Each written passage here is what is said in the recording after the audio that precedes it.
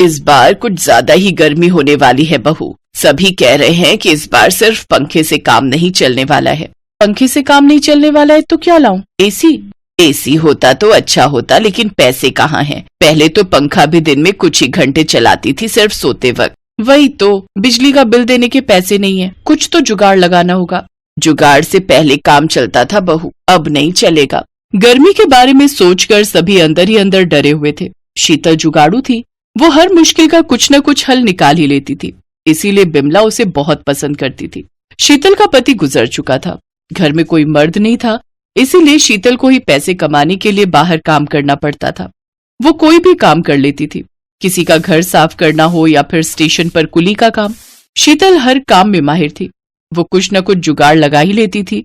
इसीलिए बिमला उससे कहती थी, तुम मेरे घर की लक्ष्मी हो बहू, तुम ना होती तो मेरा क्या होता। सब कुछ ठीक ठाक ही चल रहा था, लेकिन धीरे धीरे गर्मी बढ़ने लगी और बाहर काम करना मुश्किल होने लगा। लोगों ने बाहर निकलना बंद कर दिया, सभी घर के अंदर ही रहने लगे। लेकिन घर के अंदर भी गर्मी से राहत तब मिलती है जब घर में एसी हो। गरीबों के घर में पंखा होना ही बड़ी बात है, इसीलिए शीतल और बिमला बहुत मुश्किल में पड़ गई। एक दिन दोपहर को शीतल घर लौट आई। वो पसीने से नहा चुकी थी। माँ जी, एक गिलास पानी दीजिए, बहुत प्यास लगी है। तो इतनी जल्दी कैसे लौट आई बहू, आज काम नहीं मिला क्या? हाँ बहू, ये ले। बिमला ने पानी दिया, लेकिन पानी भी बहुत गर्म हो चुका था। गर्मी में पानी भी गर्म हो गया है, ये गर्मी हमें जीने नहीं देगी। काम, इतनी धूप में काम करना असंभव है। फिर भी मैं कर लूंगी, लेकिन काम है कहाँ? घर से लोग निकल ही नहीं रहे हैं। ये तो गड़बड़ हो गया बहू, काम के बिना पैसा कहाँ से आएगा? वही तो माँ जी, अमीरों का अच्छा है, मस्त एसी में बैठे रहो, पैसा आता रहेगा। हालत तो हम जैसे गरीबों की खराब है। ठीक है, आजा, कुछ देर पंखे के नीचे बैठ जा। पंखा बंद ही रखिए माँ जी, काम नहीं मिलेगा तो बिजली का बिल कैसे भरेंगे? शीतल और पानी पीकर शरीर को ठंडा करने की कोशिश करने लगी। अगले दिन वो फिर से काम पर गई, लेकिन उसे कोई काम ही नहीं मिला। दोपहर के 12 बजते ही सारी दुकान बंद होने लगी, स्टेशन भी खाली होने लगा। शीतल बेचारी क्या ही करती। 4-5 दिन बाद उसने भी घर से निकलना बंद कर दिया। बहू, ऐसे कैसे चलेगा? एक तो गर्मी, ऊपर से ये भूख, दोनों ही जानलेवा है। घर में पैसे भी नहीं बचे हैं, अब हम खाएंगे क्या? चिंता मत कीजिए माँ जी, मैं आपको भूखा नहीं मरने दूंगी। मैं अभी जंगली साग ले आती हूँ, चावल के साथ उबाल कर खा लेंगे। शीतल तालाब के किनारे जंगली साग उठाने चली गई। वहाँ बहुत तरह के घास थे, कुछ घास बहुत छोटी थी और कुछ घास बहुत लंबे। वहाँ पहुंचकर शीतल को शांति मिली। हाँ, ये जगह कितनी ठंडी है, यहाँ आके तो गर्मी का एहसास ही नहीं हो रहा है। अरे वाह, अब जल्दी से जंगली साग लेकर चलती हूँ, बहुत भूख लगी है। जंगली साग लेकर शीतल घर चली गई। सास बहू ने साग उबाल कर खाया और फिर घर के बाहर एक आदमी आया। ये शीतल जी का घर है क्या? शीतल और बिमला बाहर आई। हाँ बोलिए, मैं ही शीतल हूँ। मैं इलेक्ट्रिक ऑफिस से आ रहा हूँ। आपने 3 महीने का इलेक्ट्रिक बिल नहीं भरा, इसीलिए नोटिस लेकर आया हूँ। नोटिस? कैसा नोटिस? 3 महीने का बिल एक साथ भरना पड़ेगा, ऊपर से समय पर बिल न भरने की वजह से फाइन भी लगेगा। 3 दिन के अंदर सारा पैसा जमा करना होगा, नहीं तो इलेक्ट्रिक की लाइन काट दी जाएगी। ये बोलकर उस आदमी ने शीतल के हाथ में एक बिल थमा दिया और वो वहाँ से चला गया। शीतल ने बिल देखा तो उसकी बोलती बंद हो गई। 1500 रुपए? इतने पैसे कहाँ से आएंगे? पैसे तो नहीं है, अब क्या होगा? क्या वो लोग सच में पंखे का वायर काट देंगे? हाँ माँ जी, और क्या होगा, सिर्फ पंखा ही चलता है हमारे घर में, उसी का बिल नहीं भर पा रहे हैं। शीतल बिल नहीं भर पाई। इलेक्ट्रिक ऑफिस से आकर लोगों ने इलेक्ट्रिक लाइन को काट दिया, पंखा भी बंद हो गया। अब बिमला को बहुत तकलीफ होने लगी, उसका ब्लड प्रेशर बढ़ने लगा। बहू, मेरी सांस फूल रही है, कितनी गर्मी है बहू, कुछ कर बहू। क्या करूँ माँ जी? तू बहुत जुगाड़ू है ना, कुछ तो कर, दिमाग लगा, नहीं तो 2-3 दिन में मेरी अर्थी उठेगी। घर में पंखा नहीं था, खाना नहीं था, पानी इतना गर्म हो चुका था कि उसमें चाय पत्ती देने से चाय बन जाती। पानी पीकर भी शरीर ठंडा नहीं हो रहा था। अगले दिन शीतल 1 बोतल पानी लेकर तालाब के पास जंगली साग उठाने चली गई। यहाँ आते ही गर्मी का पता ही नहीं चल रहा है, ये जगह इतनी ठंडी कैसे है? गर्मी की वजह से शीतल की नींद नहीं हो रही थी। बड़े घासों के अंदर पानी का बोतल रखकर वो वहीं पर सो गई। उसे नींद आ गई। 2 घंटे बाद उसकी नींद खुली। बढ़िया नींद हुई, प्यास लगी है, पानी पी लेती हूँ। शीतल ने बड़े घासों के बीच में से पानी की बोतल निकाली और पानी पीते ही चौंक गई। अरे, ये पानी इतना ठंडा कैसे है? ऐसा लग रहा है जैसे फ्रिज से निकाला गया हो। शीतल ने बड़े घासों के अंदर हाथ डालकर देखा। घास बहुत ठंडे थे और वहीं से उसे एक आइडिया आया। घास के अंदर ठंडा पानी होता है, इसीलिए घास ठंडे रहते हैं। इसी वजह से ये जगह भी इतनी ठंडी है। क्यों ना इसी घास से फ्रिज और एसी बनाया जाए, फिर तो घर भी ठंडा रहेगा और घास के फ्रिज में से ठंडा पानी भी पी सकूंगी। शीतल बिमला को भी बुला लाई और दोनों सास बहू ने मिलकर बहुत घास काटा। वहाँ घास की कमी नहीं थी। घास काट कर वो दोनों घर ले गए। शीतल ने तुरंत घास की फ्रिज बनानी शुरू कर दी। स्ट्रक्चर ठीक से खड़ा रहे इसीलिए उसने मिट्टी का इस्तेमाल किया। मिट्टी और घास से एक फ्रिज बनकर तैयार हो गया और शीतल ने उसके अंदर पानी रख दिया और फिर घास से खिड़की वाली एसी बनाकर खिड़की पर रख दिया। खिड़की से हवा इस एसी के अंदर से होते हुए आएगी। इसी तरह बाहर की हवा ठंडी होकर घर में घुसेगी और घर ठंडा हो जाएगा। सच में कुछ ही देर में घर बहुत ठंडा हो गया। सच में बहू तू कमाल है, क्या जुगाड़ निकाला। माँ जी, अब मैं हर एक गरीब की मदद करूंगी, सभी गर्मी के कारण परेशान हैं। शीतल घास का एसी और फ्रिज बनाने लगी और जो लोग असली एसी और फ्रिज नहीं खरीद सकते उनके घर में पहुंचाने लगी। लोग उसके बदले अपने हिसाब से कुछ पैसे देकर शीतल की मदद करने लगे। इसी तरह शीतल को इस गर्मी में पैसों की भी कमी नहीं हुई और शीतल के जुगाड़ ने बहुत सारे लोगों की जान बचा ली और शीतल ने अपनी सास के साथ खुशी खुशी गर्मी बिता दिया। शिवानी, बस अब बहुत हो गया। अब मैं तुम्हारी एक नहीं सुनूंगा। इससे बेहतर रिश्ता फिर नहीं मिलेगा और तुम एक बार लड़के से मिल तो लो। अगर पसंद ना आए तो हम जिद नहीं करेंगे। पापा, मैंने कहा ना मुझे अभी शादी नहीं करनी। अभी नहीं करने का क्या मतलब है बेटा, शादी के लिए यही सही उम्र होती है। अगर तुझे कोई लड़का पसंद है तो बोलना। हम नहीं माँ, ऐसी कोई बात नहीं है। अब अच्छा ठीक है, मुझे अपना प्रोजेक्ट पूरा करके आने दीजिए, फिर मिल लूंगी मैं जिससे भी आप कहेंगे। ये है शिवानी, जो अपने माता पिता की इकलौती बेटी है और शहर में बड़े ठाट बाट से रहती है। शिवानी के माँ बाप उसकी शादी करना चाहते हैं लेकिन शिवानी इसके लिए तैयार नहीं है। वो बात को टालकर अपने कॉलेज प्रोजेक्ट के लिए निकल जाती है, जिसके लिए उसे अपनी टीम के साथ कुछ दिन एक पिछड़े गाँव में बिताने थे।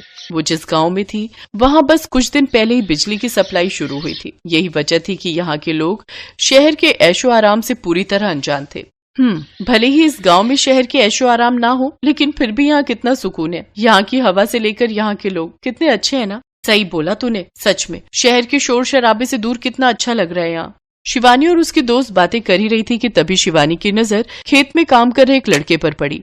अंजलि, उधर उधर देख तो जरा। ओह वाह, क्या बॉडी है उसकी, और मसल्स तो देख इसकी। ऐसी बॉडी तो कई साल जिम करने के बाद भी नहीं बना पाते शहर के लड़के। चल ना बात करते हैं। अब नहीं, रहने देना। जिस लड़के के बारे में शिवानी और उसकी सहेली अंजलि बातें कर रही थी वो था इसी गांव का रहने वाला राघव, जो वाकई देखने में बहुत ही अच्छा था। उसकी कद काठी ऐसी थी कि कोई भी लड़की पहली ही नजर में उसे अपना दिल दे बैठे, और ऐसा ही हुआ था शिवानी के साथ। अंजलि के जोर देने पर वो भी उसके साथ राघव से बात करने पहुंची और फिर एक्सक्यूज मी, हाय, मेरा नाम अंजलि है और ये शिवानी। जी नमस्ते, हम राघव। बताओ क्या समस्या है। समस्या तो कुछ नहीं है, वो असल में शहर से जो टीम आई है ना, हम उसी के साथ आए हैं। आपका गांव घूमना चाहते हैं, आप घुमाएंगे हमें प्लीज। माफ कीजिए मैडम, हमें बहुत काम है, आप किसी और से पूछ लो। इतना कहकर राघव वापस अपने काम पर लग गया और शिवानी वहीं खड़ी उसे काफी देर तक देखती रही। उसे राघव पसंद आ गया था। उसके बाद वो हर दिन राघव को ढूंढी लेती और किसी न किसी बहाने से उससे बातें करने की कोशिश करती। राघव को भी जल्दी ही शिवानी के दिल का हाल समझ आ गया और फिर, देखो राघव, तुम चाहे जो कहो, मैंने तय कर लिया है, मैं अगर शादी करूंगी तो सिर्फ तुमसे। लेकिन मैडम, हम शहर नहीं आ सकते, यहाँ हमारा भरा पूरा परिवार है, हमको नहीं छोड़ सकते, चाहे जो हो जाए। तो तुमसे शहर आने को बोल ही कौन रहा है? और वैसे भी शादी के बाद लड़कियां ससुराल आकर रहती हैं, लड़के नहीं। मुझे तुम और तुम्हारा ये गांव बहुत भाग्य है। राघव प्लीज मुझसे शादी कर लो, मैं यहाँ तुम्हारे साथ खुशी खुशी रहूंगी। शिवानी की ये बात राघव के दिल पर जा लगी। सच तो ये था कि उसे भी शिवानी पसंद थी, लेकिन अब जब शिवानी उसके खातिर शहर छोड़कर गांव में रहने को भी तैयार थी तो उससे भी ना नहीं बोला गया। शिवानी ने गांव से लौटकर अपने घर वालों को राघव के बारे में बताया। फिर काफी नानुकुर के बाद आखिरकार शिवानी के माता पिता को झुकना ही पड़ा और इस तरह शिवानी और राघव की शादी की तैयारियां शुरू हो गई।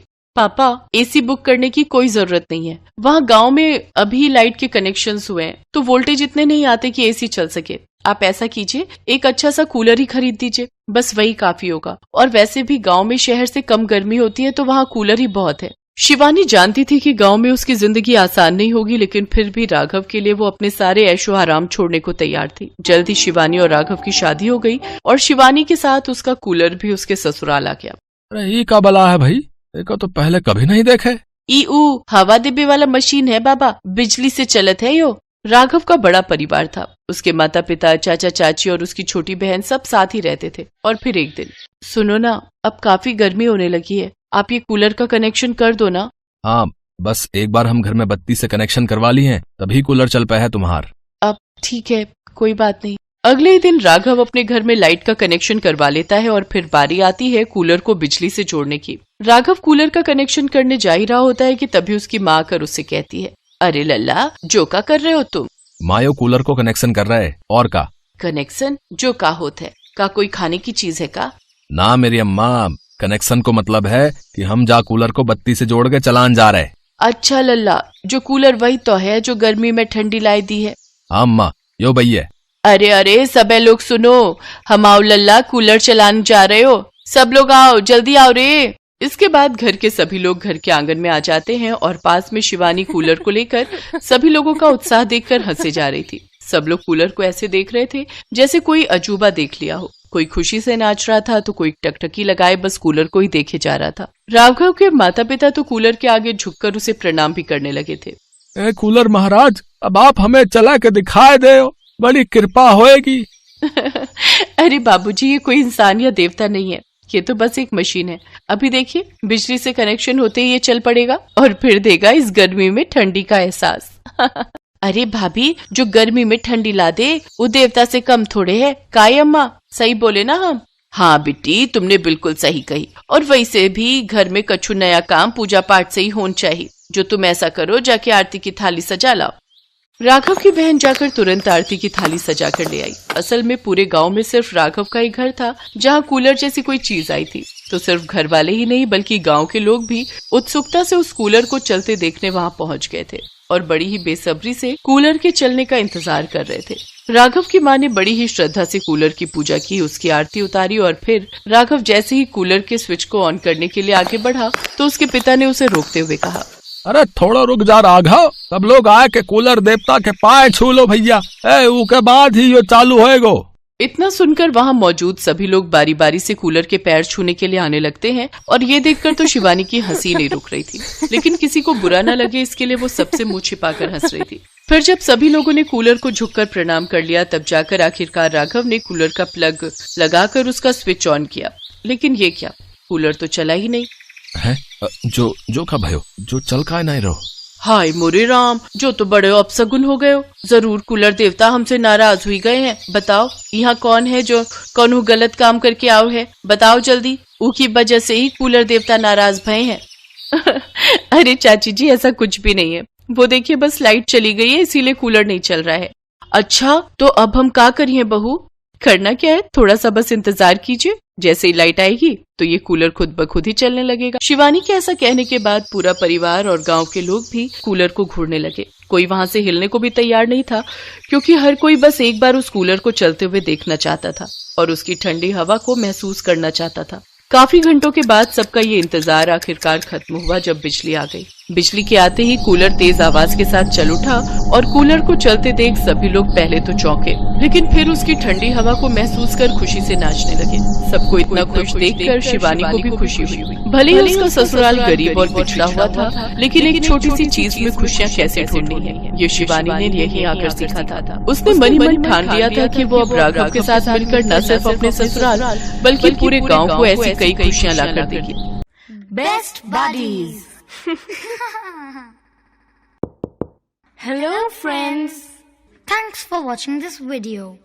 अगर आपको ये वीडियो पसंद आया है तो प्लीज लाइक, सब्सक्राइब, कमेंट्स करें इस वीडियो पर और हाँ, शेयर करना भी ना भूलें। और भी मजेदार वीडियो देखने के लिए नीचे दिए गए बेल आइकॉन को दबाएं। देखते रहिए बेस्ट बडीज।